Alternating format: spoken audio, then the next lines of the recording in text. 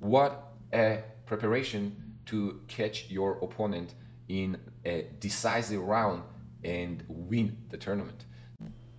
Hi guys, what's going on? Zura over here. Today I have a very exciting game to share with you that was played 2 days ago in a decisive round of a tournament that took place in a beautiful city of Maia, Portugal. I myself did not have a chance to play the tournament, but I've heard a lot of nice things about the place, area, and the tournament. You can see here, this was the playing hall, and now without further ado, let's see what was the tournament situation here. The game we are talking about is Grandmaster Viktor Mikhalevski against rising American star Awonder Liang. Awonder has been playing a very enterprising chess, I would say, in the last couple of years, and is definitely someone to watch for. Now let's see the context about the game itself. Okay, so there are a few people basically with 6.5 out of 8 games, so a win would pretty much guarantee the first, or at least tied for the first.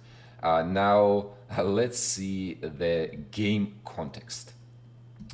Now the opening that was played here was Semi-Tarrasch Defense.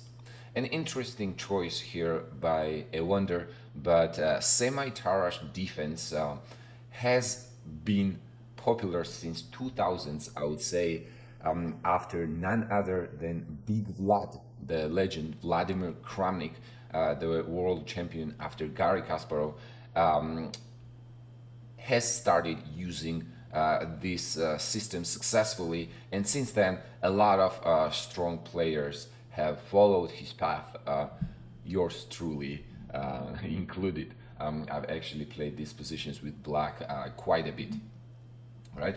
But what a game and what a preparation by Grandmaster Viktor Mikhalevski. Let's jump right into it, guys. So the game started with d4, knight f6, c4, e6, knight c3, and now Awonder decides to transpose onto the trails of Queen's Gambit declined. Now c takes d5 is a pretty standard response here, and if black captures back with the e pawn, the idea is that white will play bishop g5. Well, bishop f4 is also a move, but mainly bishop g5, probably because white's kingside knight has not been developed yet, all right, to f3. So white keeps an option to develop this knight via e2, which was made popular by Botvinnik. Botvinnik loved to develop this knight on e2, queen c2, and knight has more flexibility from e2, as well as white has an additional option of playing f3 in order to support the e4 push and take over the control of the center. Now, this is nothing to say that white is much better here or anything like that. This is still played by a lot of strong players from black as well, but probably that was something he didn't want to go for here in a well, I wouldn't say it was a must-win game for Awonder, but I could definitely see that he wanted to try to win this game against a strong Grandmaster. However, Viktor, well, legend by his own right for sure, but he's over 50 years old. So for an up-and-coming, very sharp, dangerous player, I can totally see why black would try to play for the win. Now, e4, knight takes c3, b takes c3, and c5. Pretty standard so far. Black basically gives white this active center However, they will attack the center here with c5 in the style of Grünfeld, but compared to Grünfeld, now the dark square bishop here comes out from the e6 and basically on the left side of the board rather than g6 and fianchettoing it. Black actually main trump of the black's position is that black is very solid. They have no weaknesses, and I want to mention actually Lenier Dominguez last year in 2022 made a course, a classy semi-Tarrasch defense, which I think would be a good reference material for any opening aficionados. Now let's see what Viktor chooses to play here. Rook b1.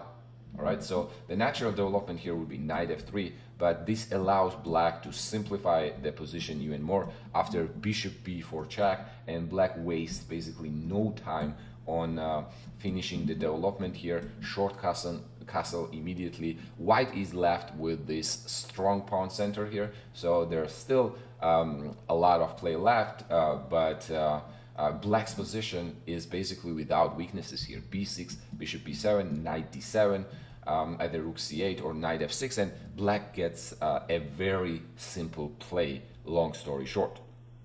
All right, so Viktor chooses to play rook b1 here, not allow trading the dark square bishops.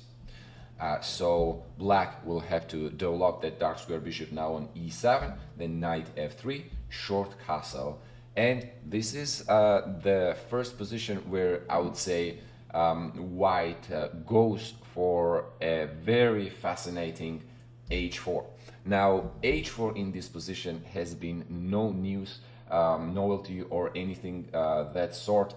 This beat played and used in this type of positions quite a bit since the Alpha Zero joined the chess world. I think this h4 move has been becoming very popular in a lot of different openings, and this is no different. So h4 with the idea of targeting the black king immediately. Now when I say immediately, I mean right now.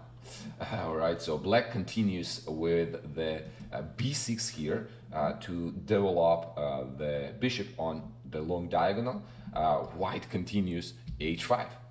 Well, we are going for the king. Now h6 here will already be a serious weakening for black here. If h6 is allowed, I think after bishop b7, h6 here is still an option, and this pawn will become a very annoying force, I think, near the black king. So it's very natural that black plays h6, which is what happened in the game here, and now white goes rook h3. All right, wasting zero time whatsoever. Rook h3 with the idea here to put this rook on g3 immediately. Now if black is not well prepared, I can definitely see this to be very unpleasant on the board. So king h8 actually makes a lot of sense, but white insists on parking that rook on the g file here. C takes d4, and we can see actually a little bit the time situation here. So after rook h3 here, Awonder spends 11 minutes on this move king h8. That is usually the indication between strong grandmaster games that all right, maybe black here is trying to remember the preparation or is out of preparation entirely. I actually think that something along those lines was the case here, because after rook g3 there is another 10 minutes spent on c takes d4, and Viktor very quickly here goes for probably one of the most challenging tries here, not even capturing the pawn back on d4, but going queen d2, immediately targeting this g7 and h6 pawns here. Now let's break down actually what is happening after queen d2. Well, Awonder, after another 10 minutes of thought here, goes rook g8. But what happens if d takes c3? Well, I think the case here is queen takes c3, now is threatening the checkmate immediately. And if bishop f6, which looks a very natural move here, then e5 comes, bishop will have to retreat back to e7, and bishop takes h6, okay? No chill whatsoever. G takes h6, queen e3, and now h6 pawn is in trouble, and not only h6 pawn, but the king is in trouble here, because you can't protect that with king h7. There will be bishop d3 check, so bishop g5 will be the only move pretty much. But after knight takes g5, ace takes g5, there are few moves here. Computer on high depth shows that after rook g5 it's close to +3, okay? It's over +2. Basically, white's idea here is very simple: to move this rook back and then renew the threat of queen h6. If black tries to open up the defenses here a little bit with f5, then there will be rook g6 here, and when rook f7 to protect the king, rook d1, you'll have to move the queen away, rook goes to d6, and look at black's position. The queen side is completely outside of the game, and before black manages to get the pieces out, most likely king is going to be checkmate. So d takes c3 here is not really an option, and when that is the case, I can totally see how Awonder went wrong here, especially when you're out of your preparation already. Rook g7 seems like a very natural threat, right? So if you're not sure here, there could be two factors actually. One factor is if you're not sure what is going after rook g7, that's a very scary sacrifice, all right, to say at least. Let's say if you go knight d7 here, for example, and let's put it this way, okay, cd4 and bishop b7. Now, white doesn't have to take necessarily on g7. They could continue with bishop d3, for example, but rook g7 is also a consideration for sure here. King takes g7, queen takes h6, king will have to retreat, then knight g5 here, threatening the checkmate again. Bishop will have to take, bishop captures to g5, and now if you move the queen away, then rook comes with the trampoline here from the third rank, basically, which will be very close to danger here for black. And if you play f6, well, this leads to a perpetual. White does not manage here to get rook involved, so the best they can get out of this would be the perpetual. All right. However, let's rewind back now to the second point that I was trying to mention here. Well, one was that if you're not prepared, you could be very confused, right? And this looks pretty scary. Number two, maybe you are able to see through that white does not immediately checkmate, but when you are 150 points rating favorite here, and you are trying to play for the win in a decisive game, I can totally see why black would try to play rook g8 here to secure the g7 square and the king in general, which turns out to be the first mistake in the game. Now white continues here with the powerful play, knight goes to e5 to attack the f7 pawn, and Awonder now makes a decisive mistake in the game already on move 14. Okay, he goes queen to e8 after 5 minutes of thought here, which turns out to be pretty bad already, but the difference between queen e8 and queen f8 is very subtle. Okay, so queen f8 would be the only defensive move here, and the point being that after queen f4, let's say here, black has this defensive bishop f6. All right, now the trick being that If you do the similar thing after queen e8 here, bishop f6, black has this, white has this crushing, soul-crushing move, all right? Rook g6, okay? What a move. Threatening now, rook takes h6, checkmate, okay? Sacrificing the rook, the classic catchphrase recently. C takes, f takes g6, knight takes g6, king h7, and then e5. All right, now this bishop comes with a devastating force, and king is in a very poor situation. After e5, actually, I think black is in a lot of trouble, because threat is bishop d3, and more importantly than that, queen e4. If you play a random move here, I don't know, try to defend this guy, let's say bishop g5, queen e4, game over. All right, white is threatening knight f8 and queen h7, checkmate. Okay, or maybe rook h8, but then bishop d3 again. Now renewing this threat over the b1 h7 diagonal, and it's very hard. I would say almost impossible to imagine black surviving this. Okay, it's already +5 here. Maybe it's not an immediate mate, but it's over +5, which should be enough to take the win home.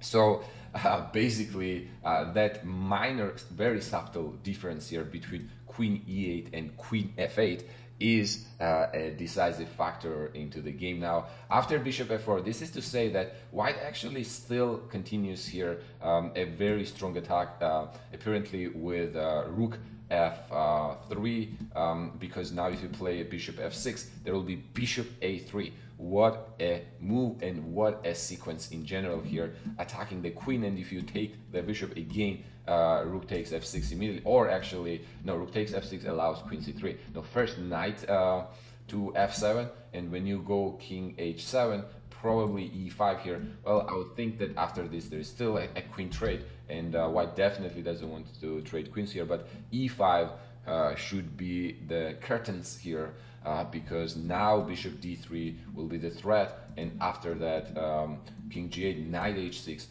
white is completely crushing here. You can't take here, queen h6 is the threat. You can't take on c3 because of bishop h7, or actually I think rook g3, or simply bishop e4 also traps the... No, bishop h7 should be a simple win.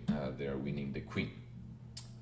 And if not, rook g3 and queen h6 should be the checkmate.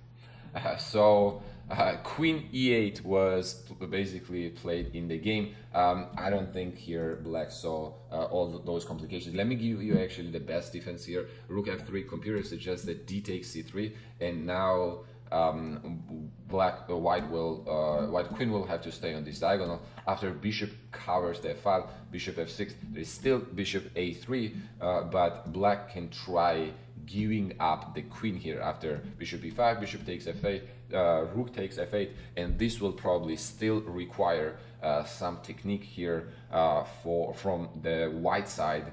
Black gets 2 minor pieces and 2 pawns for the queen. However, the attack is pretty much over. King is out of danger here, so white will have to most likely sacrifice in exchange for this pawn and the dark square bishop, and then we will have rook, bishop, and a pawn, or rook minor piece and a pawn for the queen, all right, which could be quite tricky to win still.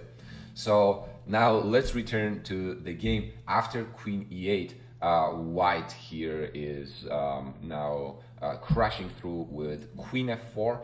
As we mentioned, you can't play bishop f6 because of rook g6. You'll have to play f6. Well, I think what happened is Awonder played queen e8, and after queen f4, he realized that, oops, I actually cannot play bishop f6 because there is rook g6, and then he went into desperation here with f6, knight g6, king h7, e5. Again, the similar idea as in the previous variation here, opening up this deadly diagonal b1 h7. So black cannot allow opening that, so has to play f5. But now a simple move here, queen to f3. All right. The mixture of all the weaknesses now makes black's material loss inevitable. Okay, there is no way black can avoid here losing the material. If you play knight c6 now, then knight e7 simply, and queen takes c6, and there is not even a compensation for the sacrifice piece. This rook controls the third rank, and white is simply winning. So after queen f3 here, black decides to give up the rook, but keep at least some practical chances on the board. C takes d4, bishop takes, queen takes a8. That is a clean rook. Okay, white is up a clean rook right now, which should be a lot of material, right? So queen a4, queen returns back. So the rest of it is basically a technique here, how to convert, and Viktor actually makes few mischiefs, I would say, but still rook is a lot of material. Okay, bishop e3, white is desperately looking for the trades here. That will come at the cost of losing the castle, so king is gonna get stuck in the center here, but again, rook is a lot of material. All right, so instead of queen c4 here, computer says that probably retreating back would make more sense, because now if you go knight e4 check, king c1, and you'll have to trade queens if you want to capture that rook. But after these trades, queens are off the board, white king is out of the danger, so a piece should still be a very comfortable conversion, considering that king is still stuck in the corner there. Right, so a little bit of misplay here. Queen c4 now allows bishop to get active also, but black will soon be running out of checks here. White manages to trade an additional piece there, moves the king away from the pin on c file. Rook c8, queen d3. So keep in mind that each trade now will make white's defensive task much easier. So rook c8, queen d3. Black does not go there to grab the knight, because that knight he's trying to use for the attack. But rook e3. I think this was the kind of final mistake here. Maybe like trying to play knight c3 and muddy the waters here, but queen takes c3. This should still be comfortably winning for white, because white will just need to run away from checks and then somehow get rook on the 8th rank. Okay, and that will be the game, pretty much.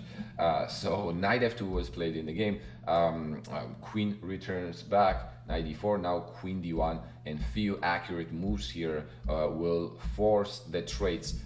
As we see, rook b3, there are no more checks, so rook is hanging, so you'll have to take there, and after a few more checks here, white was able to win the game.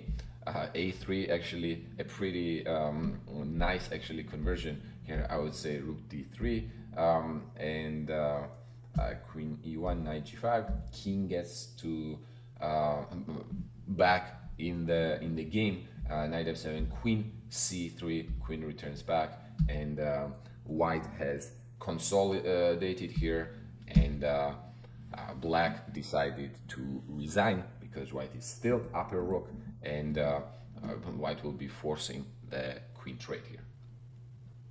All right, so game lasted 47 moves, but it actually was one-sided all the way through. I would say after move, what was this? After queen f4 here, black is lost.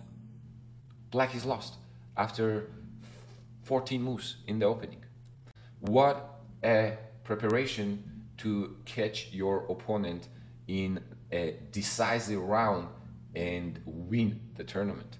Viktor Mikhalevski ended up winning the tournament by himself without tying it with any other players. but to give a recap, this rook b1 and then h4, h5 and rook transferring to g3 seems to be very enterprising way to play against Semi-Tarrasch Defense, and I'm curious to see if more people are gonna start picking this up with white, and what black comes up in defense. All right, guys, hope you enjoyed this video, or in general going through this position as much as I did. I actually think that this is fire. This is a very interesting way to play against the Semi-Tarrasch defense. I'm excited to use it myself. If you find it useful, again, it would mean a lot to me and for the channel if you supported the channel with just a simple engagement, like, subscribe, and just spreading the word. All right, guys, I'll see you in the next one. Cheers.